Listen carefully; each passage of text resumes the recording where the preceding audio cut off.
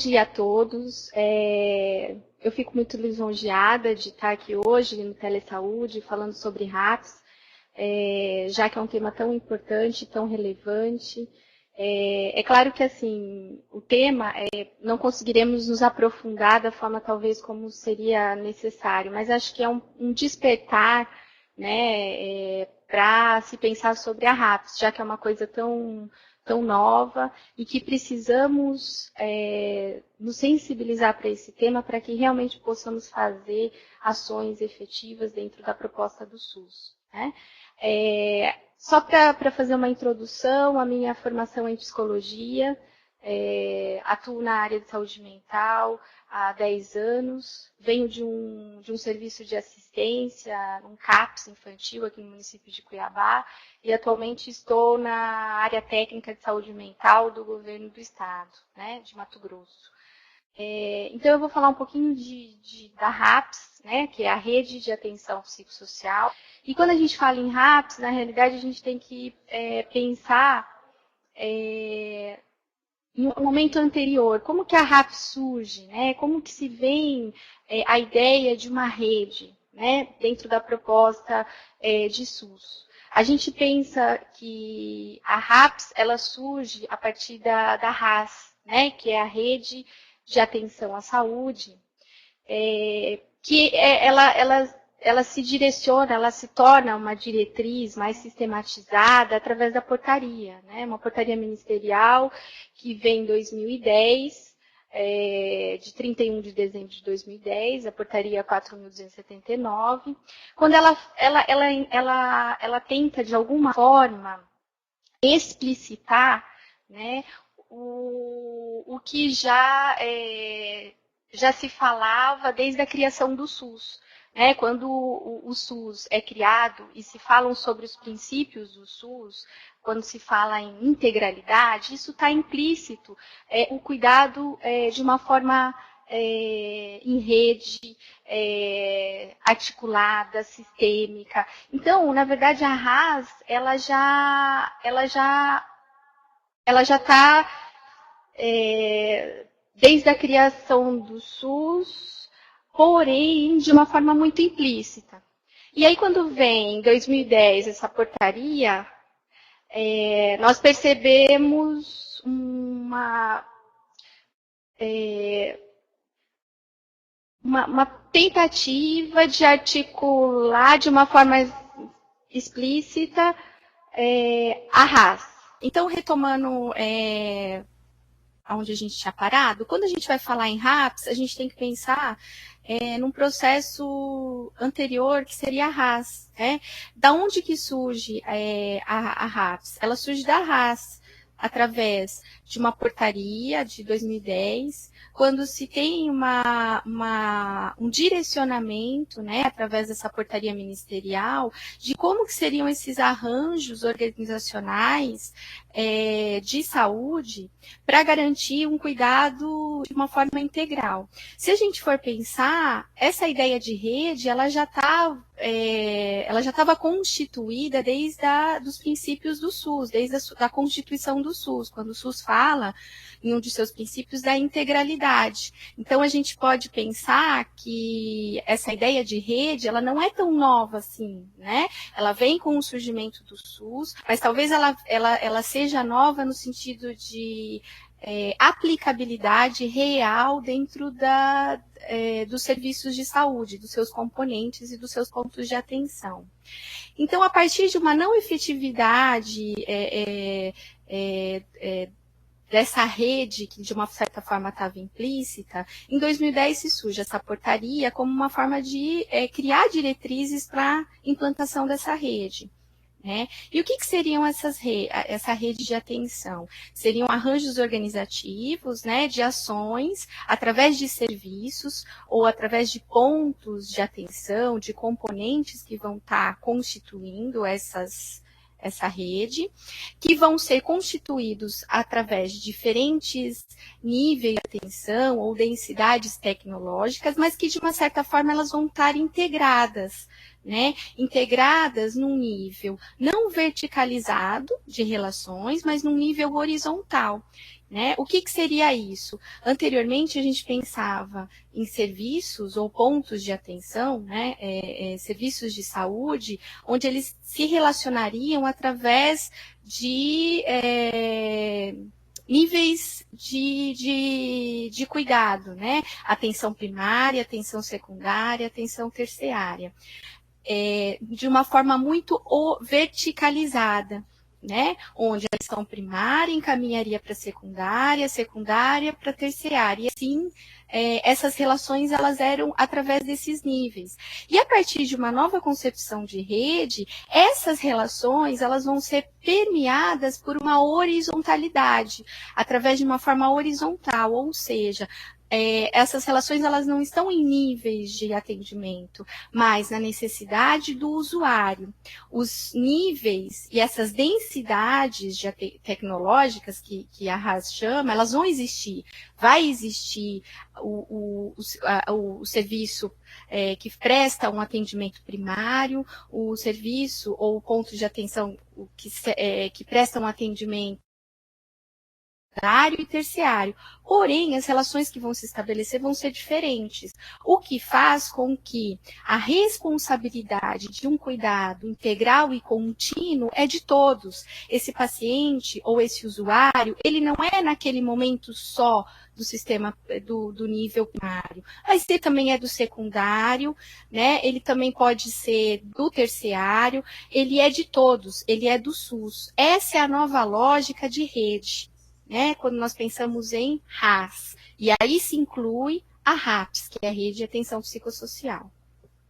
E como a forma de se propor esses arranjos, a RAS ela institui redes temáticas, né? Ou seja, redes que vão proporcionar serviços direcionados para determinadas demandas. E aí nós temos a rede cegonha, né? A rede de urgência e emergência.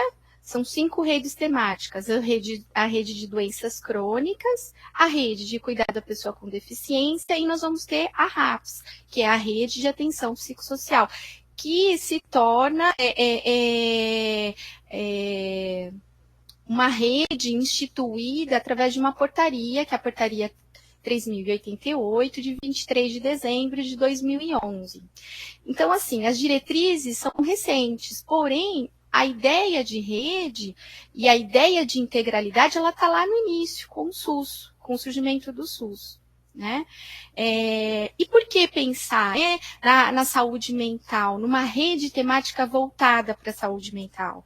Né? E aí a gente vai ver, através das pesquisas, e o quanto que nós temos percebido que o aumento de casos e de transtornos com origem psiquiátrica tem aumentado de alguns anos para cá.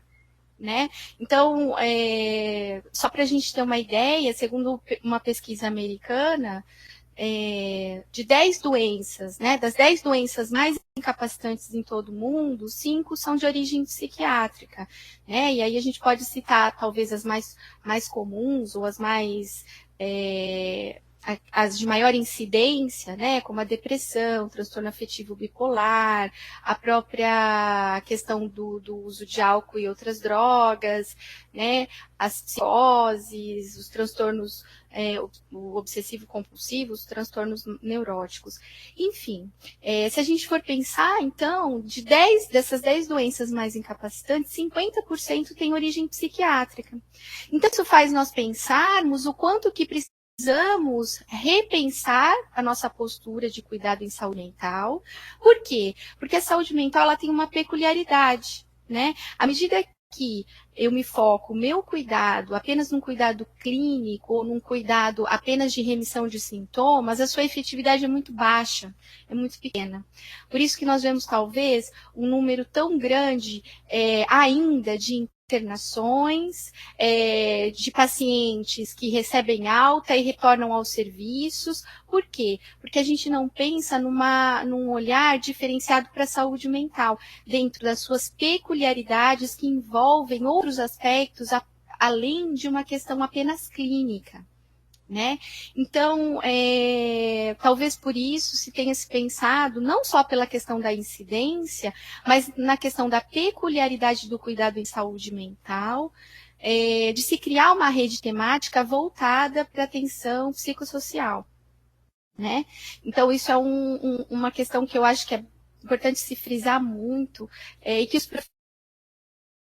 né? O paciente, ele não só tem que ter parado de escutar vozes, de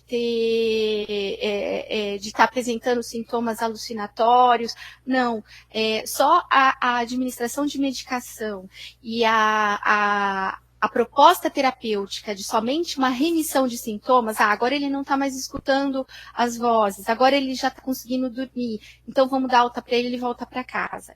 Ele pode voltar para casa, ele deve voltar para casa, porém, a gente tem que ter essa integralidade e essa responsabilidade desse trabalho contínuo com esse paciente, com esse usuário. E aí eu vou fazer o contato com a atenção primária, o CAPS vai matriciar, vai acompanhar, vai ter um projeto terapêutico singular, e aí ele vai ter uma continuidade ao longo da sua vida de cuidados com relação à sua saúde mental. Isso é comprovado cientificamente que, à medida que a gente tem um olhar diferenciado para a saúde mental, nós percebemos uma efetividade, uma diminuição das crises, uma diminuição no número de internações, né, e uma qualidade de vida melhor para esse usuário e principalmente e também para a sua família, né? Então a gente tem que se atentar muito a isso, né? E isso requer o quê? Capacitação, estudar e acredito que e acho que o telesaúde é um espaço que a gente pode se apropriar disso, né? Então, como eu estava... Então, qual é a finalidade da RAPS? A RAPS, ela surge como essa rede temática, e qual é a finalidade dela? Então, ela vai ser constituída por uma rede, onde existem pontos de atenção, né? E a finalidade dela é criar essa rede, ampliar essa rede, e articular esses pontos de atenção à saúde ligados a essa demanda do transtorno mental, né? E de pessoas com necessidades decorrentes do uso de crack, álcool e outras drogas no âmbito do SUS, né? Então, ela vem com essa finalidade, né? De através dessa constituição de pontos de atenção, ela vai criar e ampliar e fazer com que essa rede funcione dentro da ótica da RAS, né, de integralidade, de uma relação horizontal, né, onde principalmente a atenção primária em saúde, ela é um comunicador dessa rede, ela é essencial como um articulador, ela não é só uma porta de entrada, né, ela também é um comunicador da rede que vai propiciar e fomentar esse cuidado contínuo, né, e essa responsabilidade de todos esses pontos da rede, e a RAPS ela vem com essa finalidade, né. Então, quais são esses componentes da RAPS, né, da rede? Ela fala em 7 componentes, né, atenção básica, psicossocial estratégica, atenção de urgência e emergência, estratégias de reabilitação psicossocial, atenção hospitalar, estratégias de desinstitucionalização, atenção residencial de caráter transitório. O que é importante a gente pensar, né? Olha que interessante. Ela vai me colocar componentes de uma rede, ela não vai falar em apenas uma mudança de em serviços só substitutivo. Vai falar numa rede. Quando ela fala em rede, ela fala em continuidade no cuidado e principalmente articulação. Quando a gente pensa na questão histórica mesmo, da questão da reforma psiquiátrica, lá com a Lei 10.216, o que se falava na Lei 10.216? Se falava numa mudança de modelo de cuidado em saúde mental, que era um modelo hospitalocêntrico, onde o hospital, a internação, era talvez a única forma de cuidado em saúde mental que existia dentro das nossas políticas públicas no país. E aí se fala no quê? Vamos criar serviços substitutivos a esse modelo de atenção, né? E aí surge os CAPs, né, com a 336. Agora, a gente está falando de uma ampliação desse contexto, né, dentro de uma proposta de uma rede que, inclusive, não é só uma rede, essa é a rede intrasetorial, mas a RAPS, ela fala numa articulação de uma rede intersetorial, e aí se amplia a questão do olhar para a saúde, para o adoecimento mental, de que cuidar não é só remissão de sintoma. Cuidar é olhar para esse indivíduo e suas reais necessidades, que incluem muitas vezes ações na rede social, na rede da educação, na rede de justiça. Então, se amplia. E aí a gente dá um passo na reforma psiquiátrica quando esse cuidado em saúde mental, ele é incorporado ao SUS, a uma rede de atenção psicossocial. Né? Então, é um parênteses para a gente pensar em que momentos que nós, até, né, enquanto serviços, e acho que cada um que está aí assistindo essa aula dos escritórios, sejam quem está na ponta, quem está lá na unidade básica, no CAPS, né, em outros pontos, nesses pontos de atenção, que pense que momento que nós, Mato Grosso, estamos dentro desse movimento da política nacional, né? A gente ainda está do quê? Né? De implantação de serviço, de articulação de serviço, de implementação, que momento que a gente está, né? E aí, voltando um pouco, quais são esses componentes que a RAPS coloca como integrantes da RAPS? Então, ele coloca atenção básica ou atenção primária em saúde, que seriam as UBSs, né, ou as unidades primárias em saúde, né, o consultório na rua, os centros de convivência e o NASF, né. Esses são os integrantes da RAPS, dentro da atenção básica.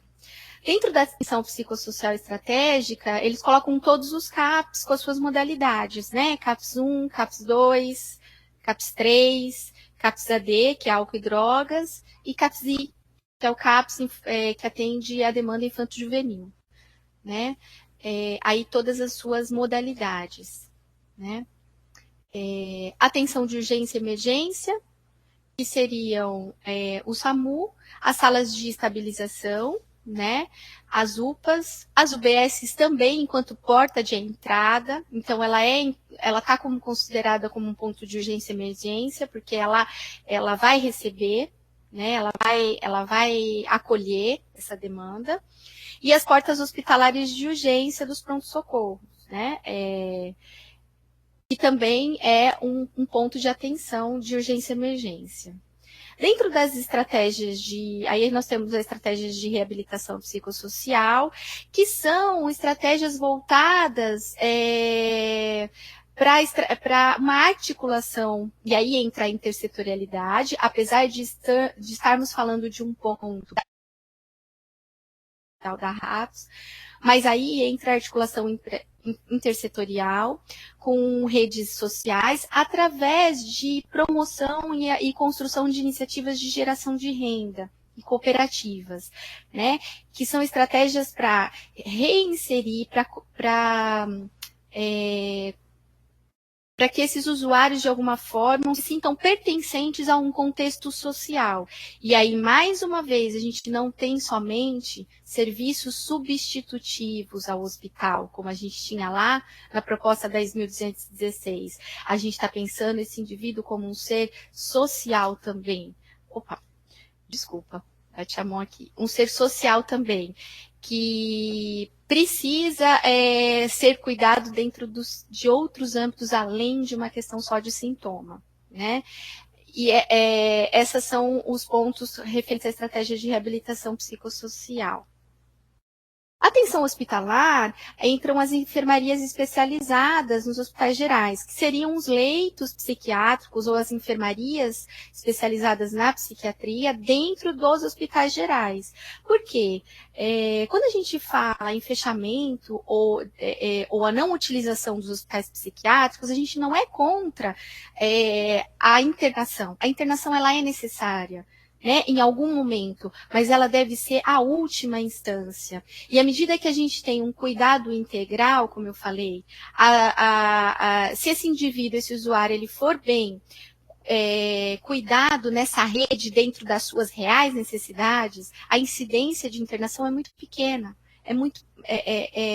Ela é muito menor do que quando não temos uma rede que realmente dê conta do que o indivíduo está necessitando. Aí a gente vai ter altos índices de internação, né?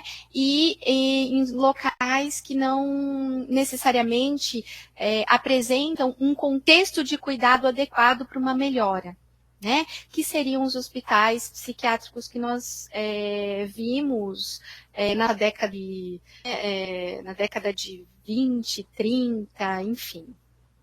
Então, a proposta é que esse cuidado seja realizado nas enfermarias em hospitais gerais, né? Com uma equipe capacitada para isso. As estratégias da desinstitucionalização envolve os serviços a implantação das residências, dos serviços de residências terapêuticas. O que são as residências terapêuticas? Elas têm uma proposta para pessoas que de alguma forma encontram-se ainda ou tiveram um tempo de internação muito longa, que perderam seus vínculos sociais e familiares e que não têm um local para onde retornar dentro de um contexto fora da instituição psiquiátrica. Então, a RAPS, ela propõe um cuidado em saúde dentro de uma proposta de residências fora do hospital psiquiátrico na própria comunidade. Então, são residências que são construídas dentro da comunidade, que essas pessoas vão estar, de alguma forma, sendo assessoradas, recebendo todo um cuidado de uma equipe, porém, tendo uma vida social como de qualquer pessoa, né? De cuidar de uma casa, de ter deveres, de ter uma vida tão quanto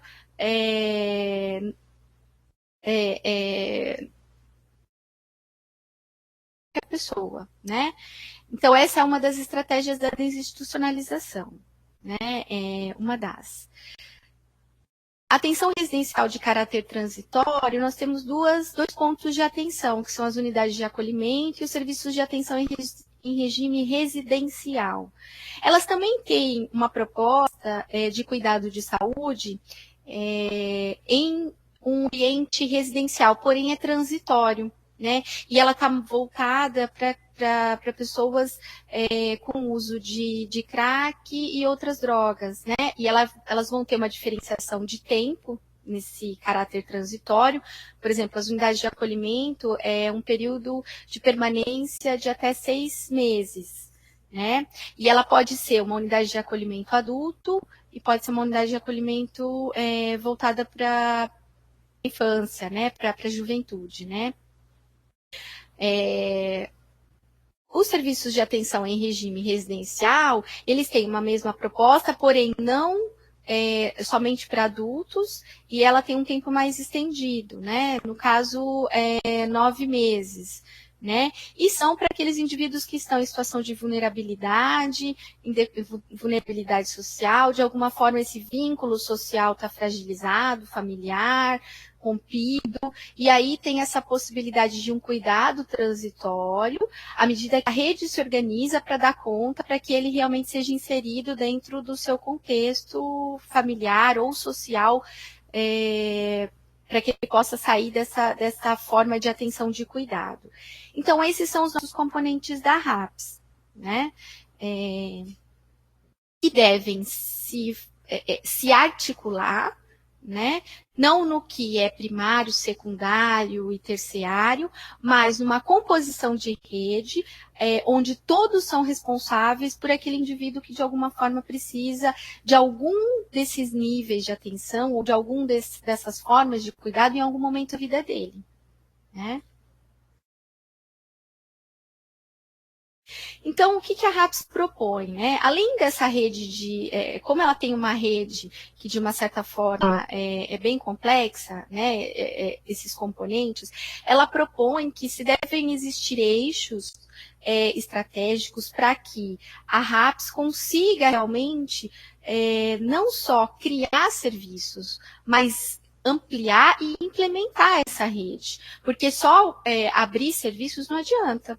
A gente tem que ter propostas estratégicas para que essa rede realmente possa ser implementada e ampliada e tenha a sua real efetividade como deve ter.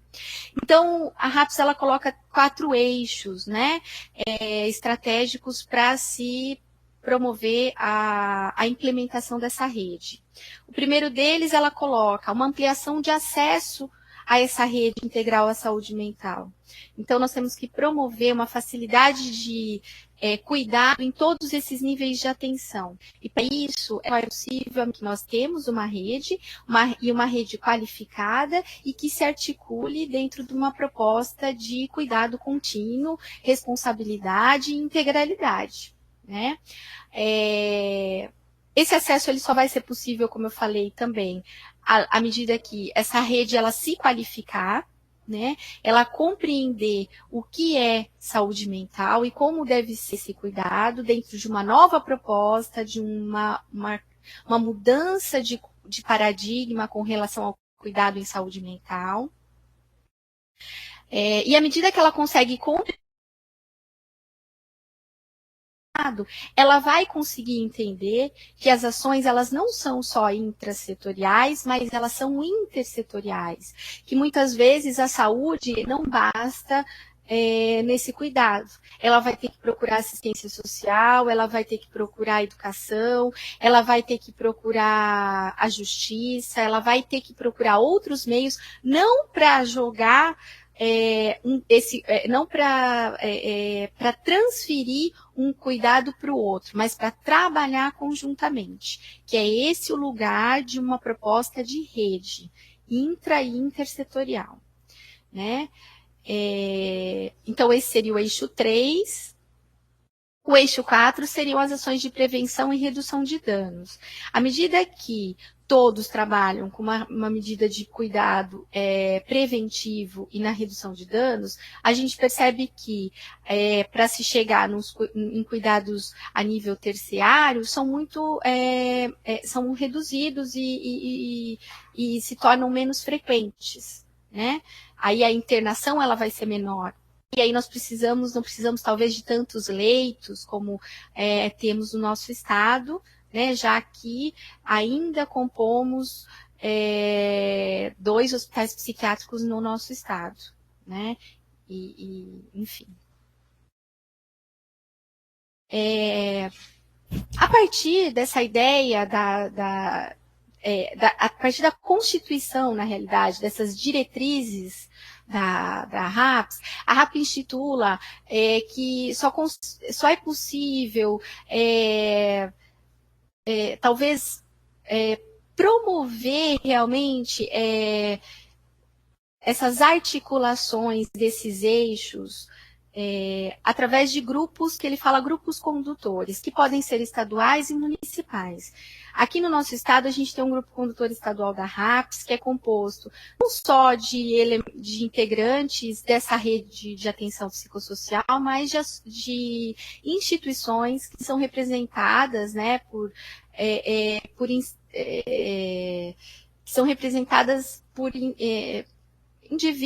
pessoas que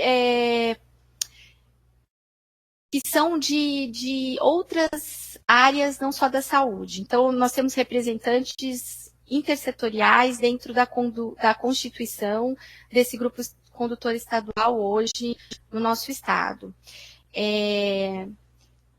Enquanto componente da área técnica, o grupo condutor, ele vem com alguns objetivos e ele tem, de alguma forma, tentado articular algumas ações para garantir não só a criação de espaços da rede, mas de ampliação e implementação da rede de saúde mental, né, a rede de atenção psicossocial.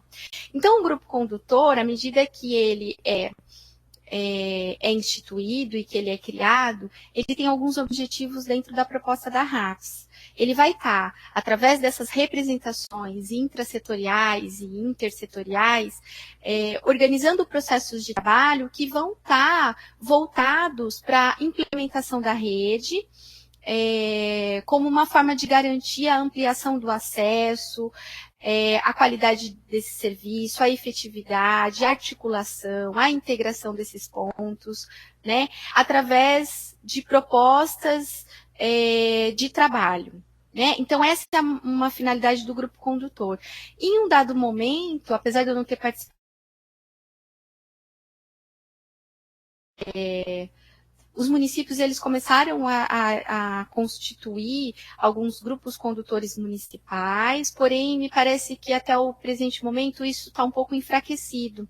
E eu acho que seria, já que tem se mostrado necessidade de se discutir melhor a RAPS e de se pensar melhor a RAPS, eu acho que talvez seja um momento para que os municípios, né, os escritórios, uma possibilidade forte de articulação nas regionais, promover e fomentar o retorno desses grupos condutores municipais, porque eles têm uma força no sentido de organizar processos de trabalho para que consigamos, de alguma forma, uma articulação maior em todos os níveis, tanto estaduais, municipais, quanto federais.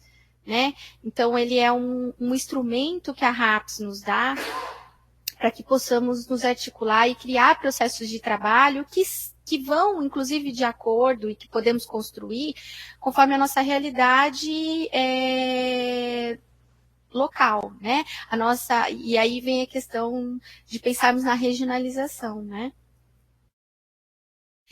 E aqui é só para que a gente possa ilustrar um pouco da nossa realidade aqui em Mato Grosso, enquanto grupo condutor estadual, o que tem sido feito entre 2015 e atualmente, acreditamos que nesse ano vamos ampliar e continuar nesse mesmo processo que a gente está vindo desde o ano passado, né? A gente tem proposto um fortalecimento da rede, dessa rede intersetorial, como eu falei, né, através da Defensoria Pública, da Secretaria de Justiça e Direitos Humanos, Ministério Público, né, tem se tentado uma aproximação dessa esfera, principalmente que tem sido a esfera que mais tem demandado a saúde mental, através da questão que tem sido muito falada, foi muito falada no nosso ano de 2015, que continua sendo muito falado nesse ano, que é a questão da judicialização da nossa saúde. Então, o que nós tentamos fazer? Fortalecer essa rede, se aproximar dessa rede intersetorial, que é a justiça, para que possamos trabalhar juntos e não separados, né? E fortalecer a rede. Temos trabalhado na incentivação da implantação de novos pontos de atenção à saúde mental, e aí isso faz nós pensarmos em que lugar nós estamos dentro da política nacional ainda, né? Em que lugar que nós estamos dentro dessa discussão atual da política nacional. Nós estamos aonde? Né? Na implantação, na implementação ou na ampliação de serviços? Né? Acredito que ainda estamos em alguns pontos voltados para a implantação ainda, e ainda na articulação dessa rede que ainda em alguns momentos, serviços desconectados ou serviços desarticulados. Eu acho que a articulação ela precisa vir de uma forma atrelada à capacitação e à proximidade dos municípios, junto às regionais, enfim. Mas eu acho que a gente ainda está num lugar da política voltada para alguns anos atrás. Eu acho que isso a gente precisa pensar. Até porque somos atores desse processo, né? Atores ativos. E aí, temos feito a questão do fomentar a educação permanente desses profissionais. Acreditamos que a implementação do serviço, ela vem, sim, com essa educação que é permanente, porque nós somos os atores ativos desse processo. Então, temos tido uma aproximação, tentado ter uma aproximação com os escritórios regionais, articulação de projetos de educação permanente com a Escola de Saúde Pública do Estado, né?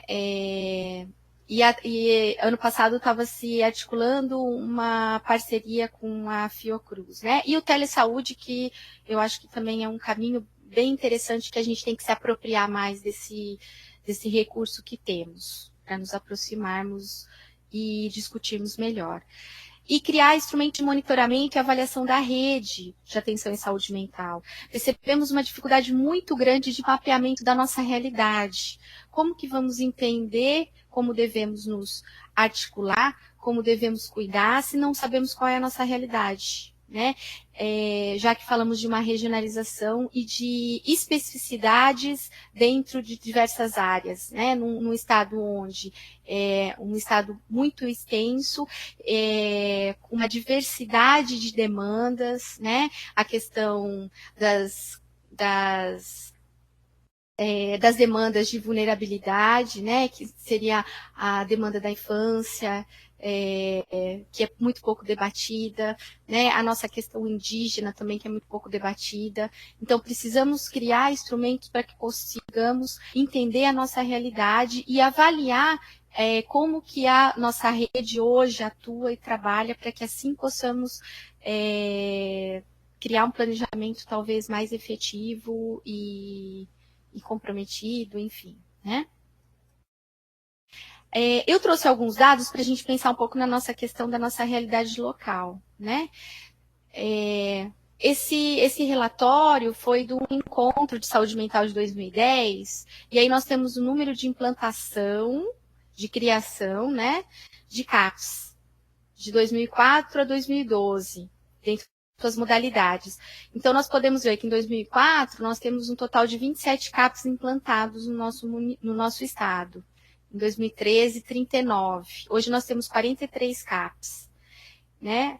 Então, nós vemos um número significativo de CAPs implantados no nosso estado, porém, nos faz pensar, né? A RAPS, ela não é simplesmente a implantação de CAPs, né? Ou de serviços. A gente tem que fazer com que esses serviços e esses pontos de atenção se apropriem do real papel que eles devam exercer dentro da proposta de rede. E aí, se a gente pegar dados recentes, esses são dados de 2015, né? Referentes à quantidade de, no caso, internações e atendimentos num CAPS no nosso estado, no período de janeiro a novembro de 2015. Então, nós temos uma quantidade de internações nesse período, que é quase um ano, de 1.000 internações aqui no nosso estado, comparado a uma quantidade de atendimentos no mesmo período, em torno de 1.560. O que nos faz pensar, isso são dados de 2015, que a quantidade de internações e a quantidade de atendimentos realizados no CAPS ainda é muito próximo, né? Será que pela lógica de rede, onde pensarmos uma rede que funcione de uma forma integral e articulada, essa quantidade de internações, elas deveriam ser muito menores. e a quantidade de atendimentos realizados no serviço da RAPS, da rede, deveria ser muito maior. Isso são dados de 2015. Então, sendo que a gente teve uma quantidade muito grande de implantação de CAPs no nosso estado. Então, a gente tem uma quantidade de serviços, mas talvez uma efetividade de uma rede ainda muito fragilizada e muito desarticulada. Por que desarticulada? Porque se a gente pegar esses dados aqui, ó, que são dados de procedimentos realizados num CAPS, no município de Cuiabá, também no mesmo período, de janeiro a novembro de 2015. Um total de 1.560 atendimentos totais. Num período de quase um ano, a gente teve nem 1% de matriciamento realizado dentro desse serviço, dessa unidade, desse ponto de atenção da RAPS. E de articulação com a rede também, a gente não teve nem 1%, 0,89%. E matriciamento com atenção primária, 0,06%. Então, o que isso faz a gente pensar? Que ainda pensamos numa lógica, que ainda trabalhamos numa lógica desarticulada, de encaminhamento somente, talvez, para a internação, como o único e o primeiro cuidado quando se instala uma crise ou uma situação, talvez, de maior manejo, né? Sendo que, será que essa crise ela não poderia ter sido evitada com uma articulação com a rede maior, com um matriciamento maior, né? Será que se esse trabalho fosse feito de uma forma mais fortalecida, será que o número de internações seria tão alto, né? Esses são dados também de 2015. Então, quais são os nossos desafios, né? Todos esses dados Mato Grosso, né? Quais são os nossos desafios hoje, enquanto Estado do Mato Grosso? Precisamos fortalecer a saúde, a atenção primária em saúde. Precisamos nos aproximar da atenção primária. Precisamos entender que o usuário, ele não é meu, ele não é dele, ele é nosso. Ele é do CAPS, ele é da atenção primária, ele é da atenção hospitalar, ele é da atenção de urgência e emergência, ele é da assistência social, ele é de todos, né? E aí, a atenção primária, enquanto proposta e diretriz da RAS, ele é um grande comunicador da rede, ele é um grande articulador da rede. O CAPS e a atenção primária têm um papel fundamental nesse processo da rede, de articulação, de fomentação, de fomentar uma discussão maior, enfim, precisamos desse cuidado em saúde mental, né? Atenção especializada também, os CAPs e suas modalidades, eles também precisam se apropriar desse lugar deles, né? Como a gente viu nos dados. Eu não coloquei no slide, mas nesse mesmo banco de dados, a maior incidência de procedimentos realizados nos CAPs eram atendimentos individuais. Em segundo, atividades de procedimento, de atividades coletivas, e aí depois vinham essas outras formas de cuidado dentro de um CAPS. O CAPS ele tem uma gama enorme de possibilidades de intervenção e de cuidado que extrapola muito somente o atendimento individual e coletivo. Então, o CAPS ele também precisa se apropriar desse lugar, se aproximar da atenção primária, trabalhar junto, matriciar, né, articular também com a rede. Outro desafio nosso com relação à saúde mental no nosso estado, a implementação de serviços que atendam esse usuário em crise, né, na rede de urgência e emergência, SAMU, a UPA, o pronto-socorro, essas portas de entrada de urgência e emergência. O CAPS, ele também atende crise, mas ele não é o único. E a gente precisa de uma implementação de serviços que estejam preparados e que recebam e acolham essa demanda que é dele também. Porque a demanda de saúde mental, ela é de todos, e todos têm que trabalhar conjuntamente. Né? E nós não temos serviços que, de alguma forma, acolham a questão da crise na urgência e emergência. Né? O CAPS, ele também, dentro das suas modalidades de cuidado, ele também atende crise. Porém, não é só ele. A gente precisa articular e implementar essa rede melhor. Na questão da atenção hospitalar, precisamos pactuar a implantação de leitos nos hospitais gerais. Né? Ainda temos 2 hospitais psiquiátricos no nosso estado que são referência com relação à internação psiquiátrica no estado. O paciente, o usuário, ele precisa da internação em algum momento, sim. Mas precisamos que essa necessidade, quando ela vir, ela seja num local mais apropriado, num cuidado apropriado. E aí precisamos pactuar e implementar, né, leitos psiquiátricos nos hospitais gerais. Dentro da proposta do grupo condutor, foram realizados planos de ação, né, tanto estaduais, tanto municipais, quanto estaduais. Então, precisamos retomar esses planos para que eles possam, de alguma forma, serem reorganizados, realinhados, para que a gente possa partir para uma condução de possibilidades de ações, né, nesses planos. E aí eu reforço novamente o retorno e a fomentação para que os grupos condutores municipais retomem. Eles são tão importantes quanto o grupo condutor estadual, né? Porque eles vão tratar da realidade local e da realidade da região.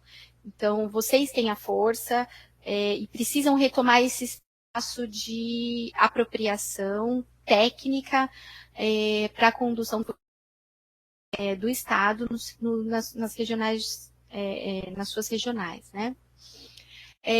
Outro desafio da saúde mental no nosso Estado é a implementação das estratégias da desinstitucionalização.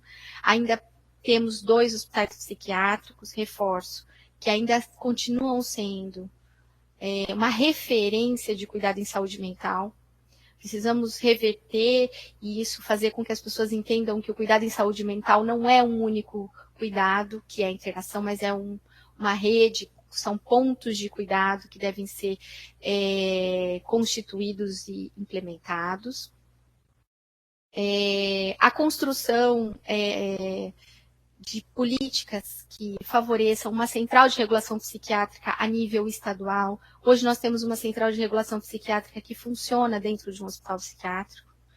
E aí, dentro de toda essa questão histórica que eu pontuei para vocês, eu acho que isso faz pensar o quanto que é inadequado, inapropriado, quando a gente fala em políticas nacionais, né? Então, precisamos lutar por uma central de regulação psiquiátrica a nível estadual, e não a nível de serviço, em um serviço psiquiátrico, né? E aí são esses os desafios, né? Eu gostaria de agradecer. Essas fotos são referente ao primeiro fórum que nós realizamos aqui no Estado, o primeiro fórum estadual de saúde intersetorial, de saúde mental infanto-juvenil. Nunca tivemos um fórum voltado para a realidade infanto-juvenil, que é uma realidade muito presente aqui no nosso estado e que precisa ser muito discutida. Nós, da área técnica, em parceria com a RAPS, em parceria com a Escola de Saúde, principalmente, estamos lutando para que, nesse ano de 2016, possamos realizar o nosso segundo fórum, onde saíram propostas de alguns encaminhamentos.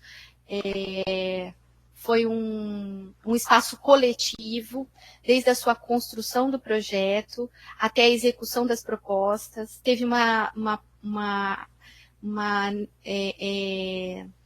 uma participação efetiva de várias instâncias de cuidado à infância, o que nos deixa, ao mesmo tempo, muito felizes pela necessidade de discutir infância, mas ao mesmo tempo preocupados porque mostra a nossa vulnerabilidade no cuidado à infância. Precisamos nos aproximarmos para discutirmos melhor essas questões.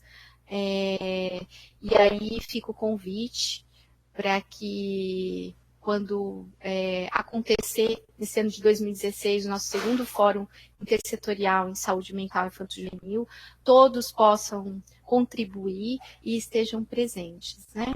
Espero que eu possa ter contribuído de alguma forma. É claro que a RAPS é muito mais do que isso. Precisamos ter mais desses espaços, né? E aí mandem as perguntas, né, que vocês sentirem necessidade e que eu estarei à disposição para poder estar esclarecendo. Né? Obrigada. Pessoal, eu gostaria nesse momento de dar um tempinho, né, para a doutora Grace para estar tomando uma água. Enquanto isso, eu coloquei aqui já para vocês o link da nossa avaliação, da avaliação dessa web, que é de extrema importância para que a gente possa melhorar o nosso trabalho. Então, é só vocês clicarem no link, que já está aqui disponível no bate-papo, e nesses 5 minutinhos eu vou deixar disponível para que vocês possam estar encaminhando, então, as perguntas que vocês gostariam que fossem respondidas, ok?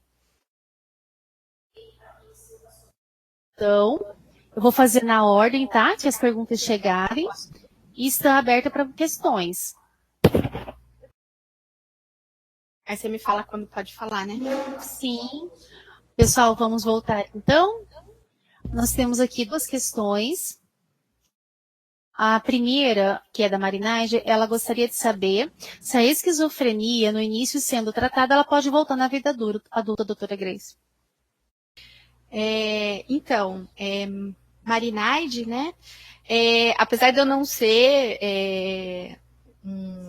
médica psiquiátrica, né? Porque a gente tem que pensar que diagnósticos, quem realiza são médicos, porém, pensando enquanto um profissional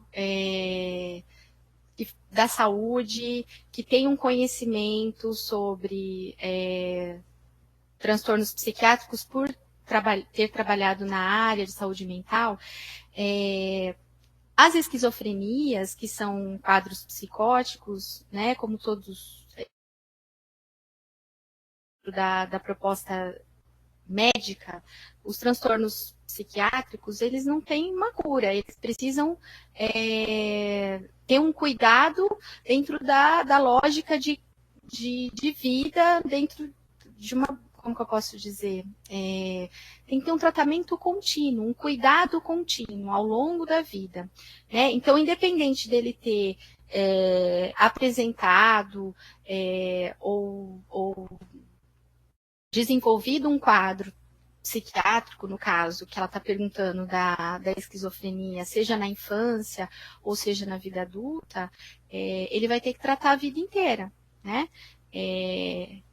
O que acontece? À medida que esse indivíduo tem um cuidado realmente efetivo, ele consegue ter uma qualidade de vida melhor e os seus comprometimentos por conta do quadro psiquiátrico são menores também. Então ele dependendo do cuidado que ele recebeu durante esse adoecimento, ele vai ter condições de ter uma qualidade de vida, com menos crises, com menos internações, com menos intervenções mais invasivas, né? Mas a cura dentro dos quadros psicóticos não existe, né? Mas e aí eu reforço o quanto que então a saúde mental, ela tem que trabalhar nessa lógica de um cuidado contínuo e não de remissão de sintoma, porque esse paciente esquizofrênico hoje ele está sintomático, né? Assintomático digamos assim. Aí ele tem uma crise e aí ele começa a ter comportamentos extremamente sintomáticos, e aí o que se faz? Dá-se a medicação, mas se você dá só essa medicação pura e somente e espera esses sintomas cessarem e aí ele voltar sem nenhum tipo de acompanhamento, ele vai começar a ter crises recorrentes. Né? As crises vão ser num espaço muito mais curto, né? Quanto mais crises num espaço mais curto, mais debilidade vai dando a saúde mental desse sujeito. Então ele começa a ter ao longo da vida um acometimento maior, né? De vários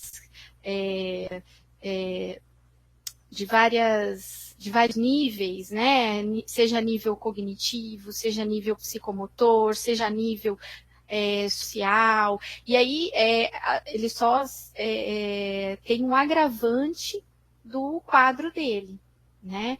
Mas a esquizofrenia ela não tem cura. Então, independente dela de ser tratada no início ou não, ela tem que ser tratada sempre, a vida inteira, para que a gente possa garantir que esse indivíduo tenha uma qualidade de vida melhor. Porque quando você coloca na pergunta, né, voltar, o que é voltar, né?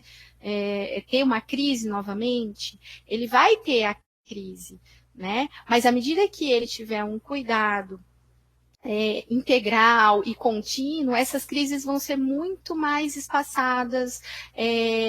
Quando ele tiver a crise, ele consegue sair rapidamente da crise com uma intervenção medicamentosa e interdisciplinar, né? Então, a gente tem uma melhor resposta conseguido responder, tá? A Marinaide ainda, Grace, ela pergunta, gostaria de saber se os professores nas escolas poderiam estar preparados para trabalhar em sala de aula com crianças e adolescentes, como, por exemplo, a esquizofrenia e a depressão. Tá.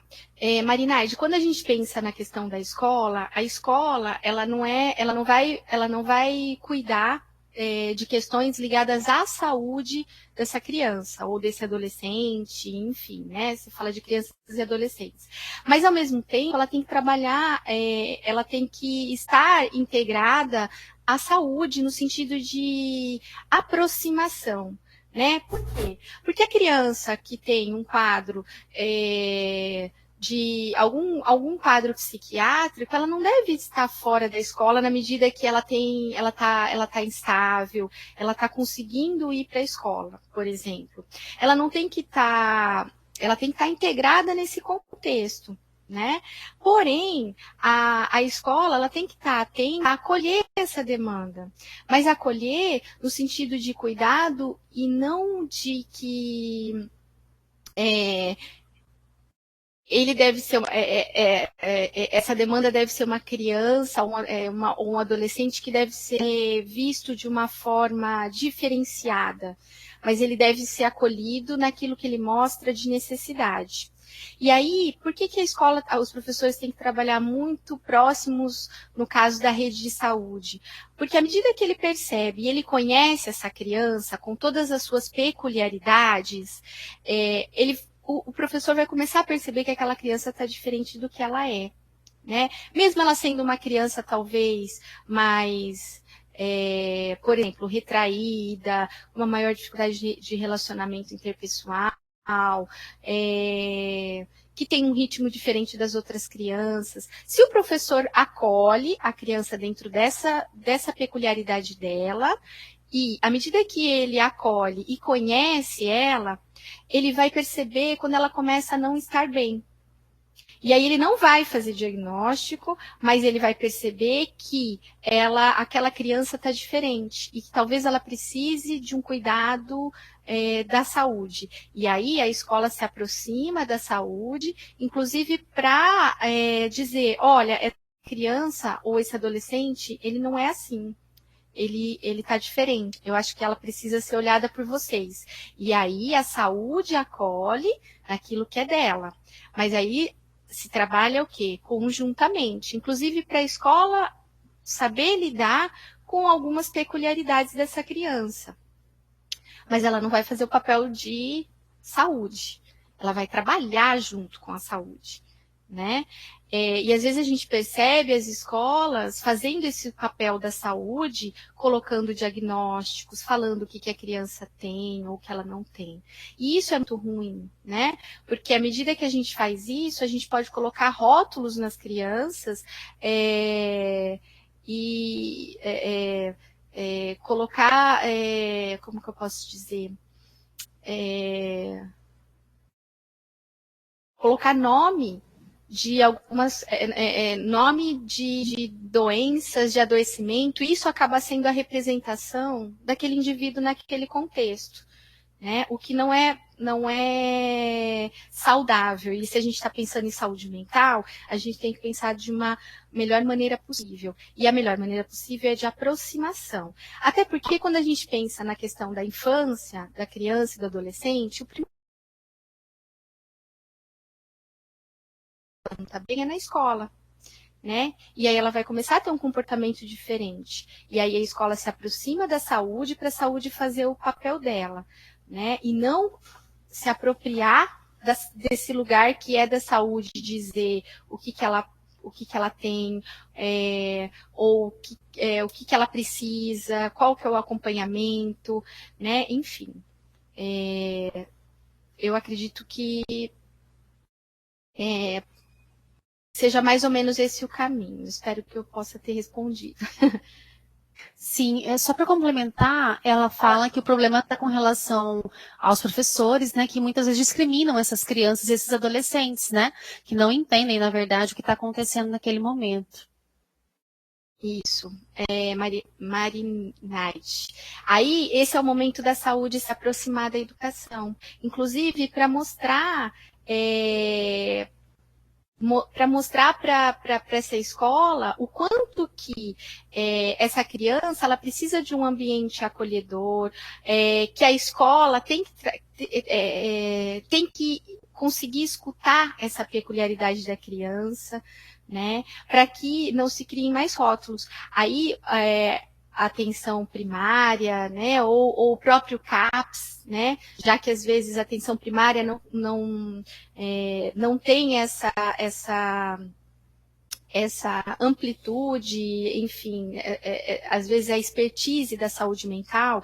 Então, aí, por exemplo, uma proposta de trabalho conjunto, a atenção primária se aproxima do CAPS, propõe um trabalho de direcionamento com a escola, né? E aí o CAPS, dentro da sua expertise da saúde mental, propõe, por exemplo, encontros, rodas de conversa com essa escola para desmistificar a saúde mental, porque a gente ainda tem muito essa questão do estigma, né? Do louco, do doido, que ele é perigoso, que ele bate, que ele, né? E a gente vê isso muito arraigado nas relações, principalmente as relações, às vezes, na questão da escola.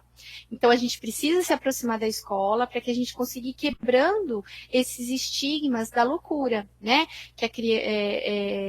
E aí a gente pode se apropriar do CAPS com a sua expertise e traçar uma proposta juntos, né?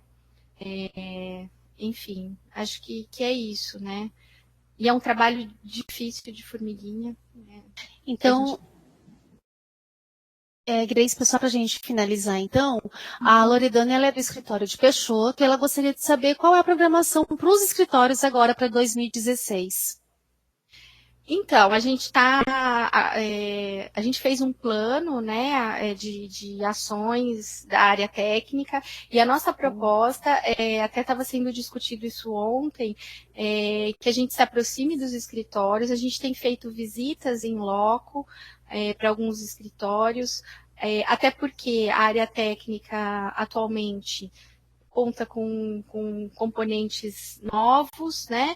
Então a gente ainda está conhecendo a realidade de cada região e a forma como a gente pensou em estar se aproximando e conhecendo a realidade para que aí a gente possa pensar no que a gente poderia estar fazendo juntos, tem sido as visitas em loco, né, aos escritórios, e ter feito algumas reuniões para estar podendo se articular, né? Ela é de Peixoto, né? De Azevedo. Peixoto de Azevedo. Peixoto de Azevedo a gente ainda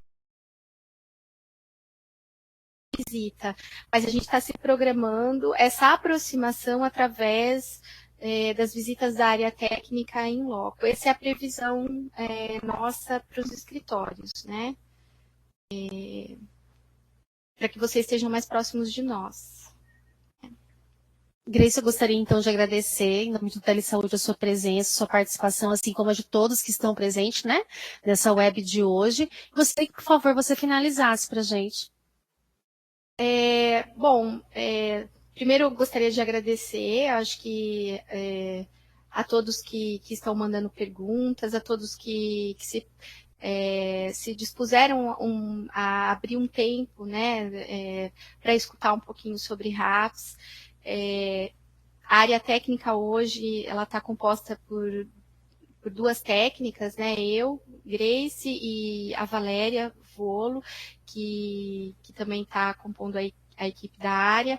E assim, estamos à disposição para somarmos esforços para que realmente possamos fazer essa política de saúde mental no nosso estado, que ainda precisa caminhar muito, mas que esses esforços eles só podem ser coletivos, porque esforços individuais não conseguiremos avançar na nossa política de saúde mental no Estado. Então eu peço para que se aproximem de nós, para que se apropriem, né, de espaços de discussão, assim como o telesaúde, assim como outras formas de aproximação, para que realmente possamos discutir e fazer uma política de saúde mental que vá de encontro principalmente e unicamente pelo nosso usuário, né? Então é isso. Gostaria mais uma vez, então, de agradecer a todos, lembrá-los que nós temos o nosso site do Telesaúde, visitem a nossa agenda para que vocês possam estar, né, por dentro de todas as nossas webs que estão programadas, e também dizer que essa webial, como tantas outras que já aconteceram no nosso espaço, estão disponíveis no canal Teleeduca Mato Grosso, lá no YouTube. Ok? Muito obrigada a todos, até a próxima.